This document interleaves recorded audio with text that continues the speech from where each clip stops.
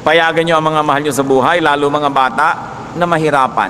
Sapagkat yung lumalangoy sa hirap, lumalakas, natututo, pag-ahon yan, handang makibaka sa buhay. Ang taong magawi sa ligaya at aliw, mahina ang puso't lubhang maramdamin. Inaakala pa lamang ang hilahil na darat ni di na matutunang bathin. Ini-imagine pa lang ang problema, suko na, talo na. Laki kasi sa layaw, laki sa sarap, laki sa ginhawa.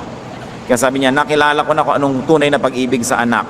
Turuan mong mahirapan. Paghugasin mo ng plato, paglabahin mo, pagplantsahin mo, paghugasin mo ng kotse, maglinis yan ng garahe, magbungkal ng bukid, magtanim, magsaka, magtroso, magforestry, magpalaki ng baboy, mag-alaga ng manok. Diba?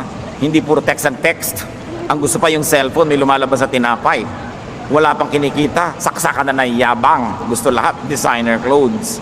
Anong hihinting ginhawa? Anong kinabukasan na naghihintay sa mga batang hindi malang marunong maghanap buhay? Hindi malang marunong makisama? Pagka naulila, makikitira sa mga tiyo-tiya, kamumuhayan dahil saksakan ng tamad. Diba? Kailangan natututong makisama. Yan din ang makikinabang sila rin. Let them get immersed in difficulty so they emerge as good persons.